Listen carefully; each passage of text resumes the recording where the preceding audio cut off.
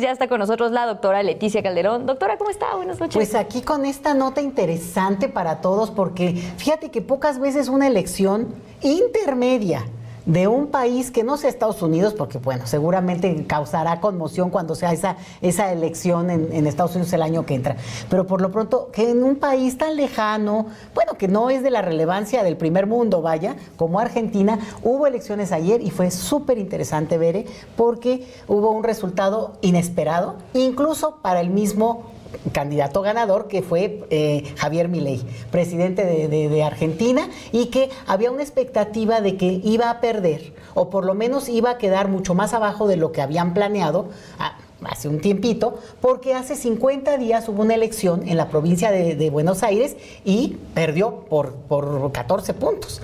Entonces fue muy espectacular ese fracaso, y se empezó a leer en todos los análisis que pues había ya un hartazgo, y luego él empezó a hacer una cantidad de cosas. Bueno, aquí estamos viendo con Donald Trump casi besándole el anillo, luego hizo un espectáculo, bueno, desde mi punto de vista, horrendo. Se ve que de los argentinos no, pero bueno, con la pena, ¿no? De como cantando rock, pero una cosa como muy absurda, en el sentido de que no esperarías eso de una persona que aspira, o bueno, que es el líder de todo un movimiento. Total, que cosas de corrupción, la hermana corrupta, una de las candidatas a senadora que no tiene visa, entre otras cosas, bueno, como en muchos casos, pero porque había sido detenida en Estados Unidos por posesión de droga. O sea, unas cosas que tú dirías, pues son impresentables, ¿no? Y toma. Resulta que la elección fue una elección en la cual, pues, intermedia a nivel nacional, interesante porque es una elección donde hubo la menor participación electoral en un país donde el voto es obligatorio. Entonces, el detalle ahí es que, bueno, pues la contabilidad electoral siempre se hace con los que votan, o sea que si el que no vota no está en esa numeralia, pero lo importante es que sí da datos para el siguiente análisis, ¿no? La abstención siempre sirve para redimensionar qué pasó.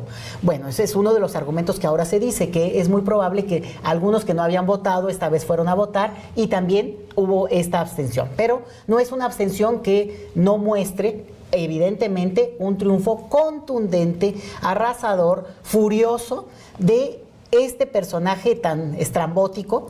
Pero hay que añadir algunos elementos. Bueno, un factor externo, Donald Trump, que en el último momento, todavía unos días antes, se hace un mensaje muy potente de que, pues yo voy a ayudar a ese país, le voy a dar dinero a cambio de que, bueno, con la presión y el chantaje de que gane Milei. ¿Cómo pudieron haber leído eso los argentinos? Pues evidentemente lo leyeron, lo tomaron en cuenta.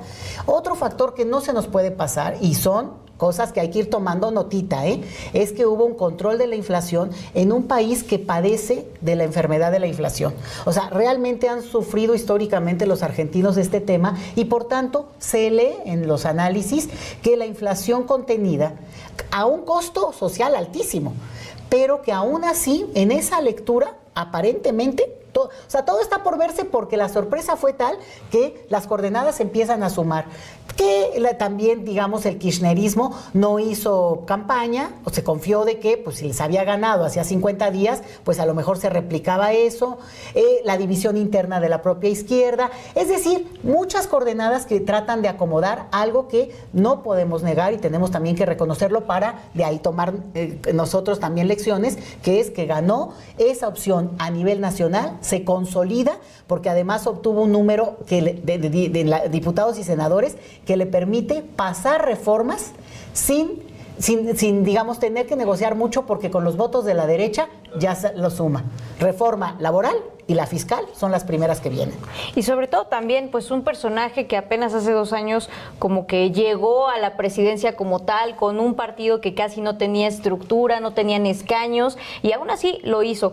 Va a cumplir 2 años en diciembre, y vimos que pasó de 37 de 37 a 101 diputados en una Cámara de 257, y de 6 a 20 senadores en un total de 72 escaños. Entonces, sí te habla de que algo se está moviendo, y también nunca perder de vista, doctora, que ahora sí que victoria de la derecha sigue siendo una derrota de la izquierda. Entonces preguntarnos otra vez, ¿qué está sucediendo? Yo veía por ahí un video en redes sociales de algún medio que le preguntaban a una persona que iba caminando, a una mujer que iba caminando en la calle, que qué pensaba de esta situación, y ella se ponía a llorar, decía, pues es que esto es una falta de respeto para los jubilados, para las personas con discapacidad, para todos los trabajadores que estamos padeciendo las reformas y las políticas de Milei. Entonces, creo que eso también nos deja un mensaje, y decía ella, se votó con odio. Entonces, ¿cómo lo vemos eso desde México? Nos quedan 2 minutitos, doctora. Con odio y con miedo. Sí.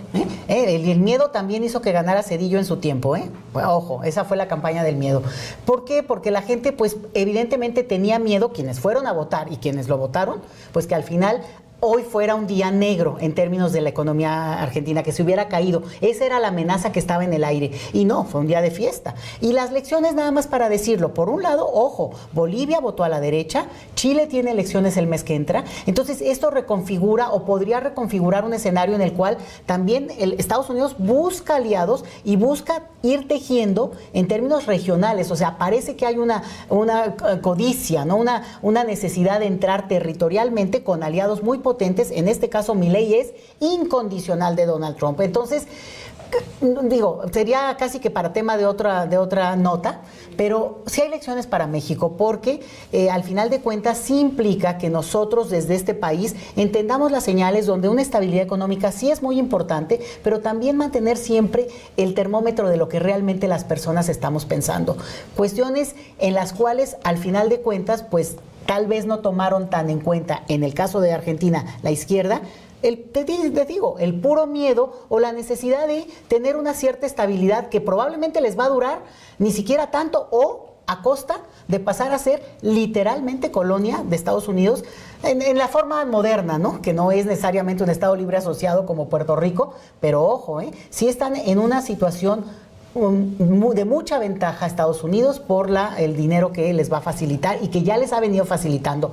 Pues que sea para bien para el caso de Argentina, y bueno, los queridos argentinos que lo padecen, pues que lo aguanten, y quienes lo gozan, pues que sea para que lo disfruten, vaya. Pues como ya decía usted, una estabilidad, pero ¿a costa de qué? Muchas gracias, doctora, como siempre lo vemos la próxima semana, y sobre todo por traernos este contexto también a México, cómo nos vemos reflejados en eso.